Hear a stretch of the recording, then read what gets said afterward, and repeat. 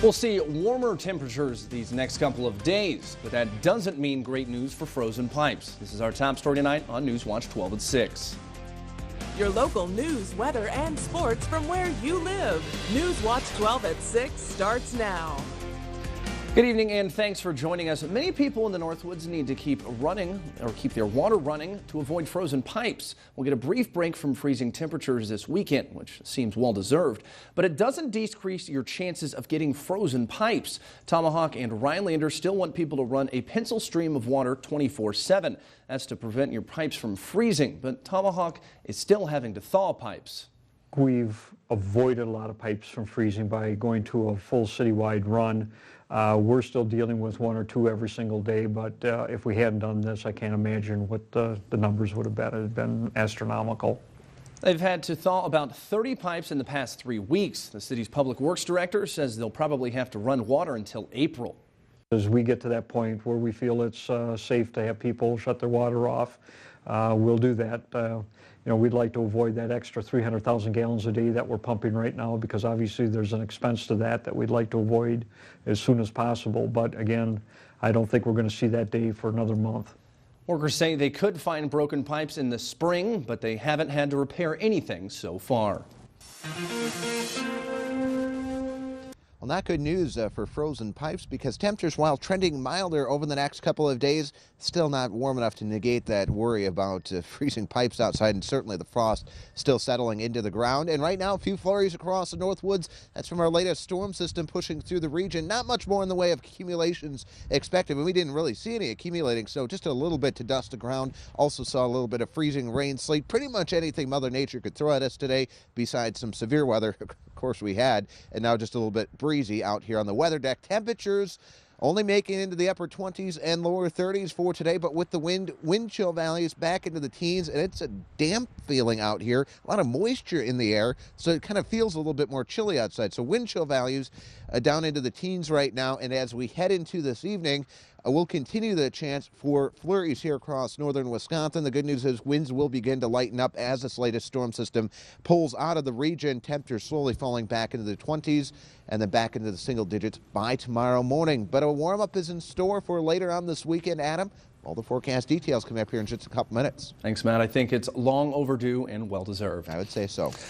The Tomahawk Fire Department will get a grant to upgrade some of its trucks. The chief found out Thursday that the department will get $250,000. The grant will come from the Bierman Family Foundation. Fire chief says there are plenty of things that need to be replaced. Our vehicles are 25 to 30 years old and are in need of replacement.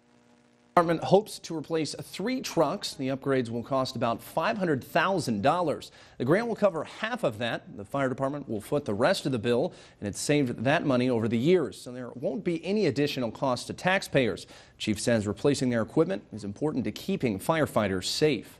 The breathing apparatus is one of the bigger things, because it's a safety for the firefighters.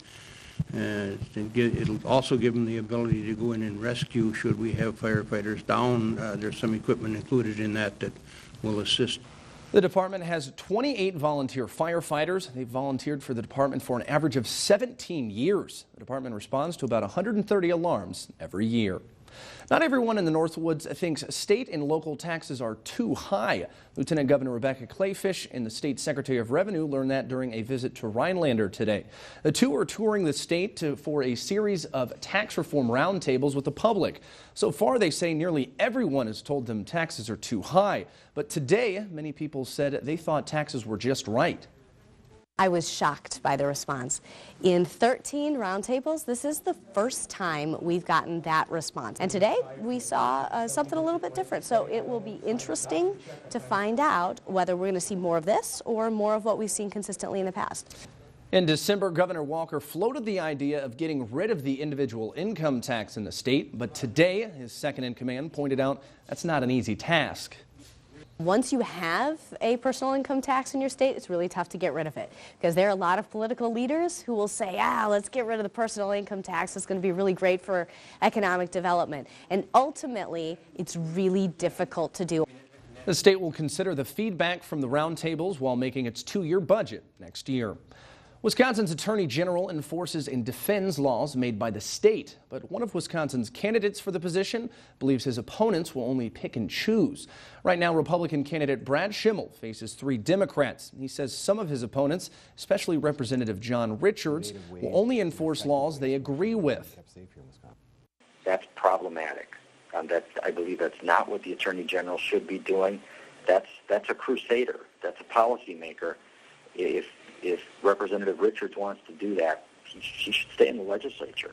Richards has been in the legislature since 1998. We asked him today if he would pick and choose laws to enforce. He said he'd look at the Constitution to determine how he would enforce laws in Wisconsin. And I can guarantee you there'll be plenty of laws that I've voted against that we'll end up enforcing and making sure that we implement.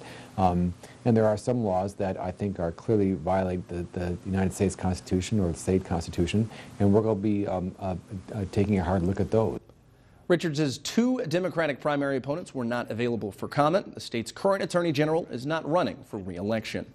The Olympics might be over, but the Paralympics are underway in Sochi. Teachers at one local school are using the Olympic spirit to teach students about other countries. Students at North Country Montessori celebrated International Day this morning.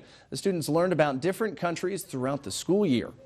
The children at Montessori do a huge unit on geography and world culture, and we use today as a way to express the information that we found and the things that we've learned. This year's theme was, of course, the Sochi Olympics. Each student dressed up as a different country and sang songs in Russian. A little girl here represented Poland. And what does that mean? Grandma is Busha and Jaja is Gapa. This was the school's 30th annual International Day celebration. It ended with a potluck meal featuring ethnic food from different countries. We typically use our phones or GPSs for directions while driving these days, but some people still like those old paper maps. The Vilas County GIS just made 15 maps of the area.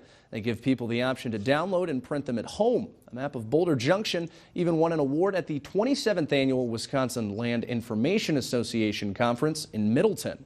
There was a lot of interest in creating a portable, easy-to-use map atlas that responders, town crew, delivery entities could take out in the field with them and find any address point, any road name, any water body, something that they could bring along out in the field with them. The atlases will give people an easier way of looking up addresses across the Vilas County area. You know, we do offer up online mapping, and that's great, but if you get into an area where there's no cell phone or, no internet service, you'll need something, a map or paper map to fall back on. Each atlas will be updated at the beginning of the year. We'll have a link to download those atlases on our website, WJFW.com. The U.S. job market added more than 175,000 jobs last month. Experts believe many of those jobs were in professional and business positions. That's better news for many Americans who have been unemployed for more than a year. Zane Asher has the story.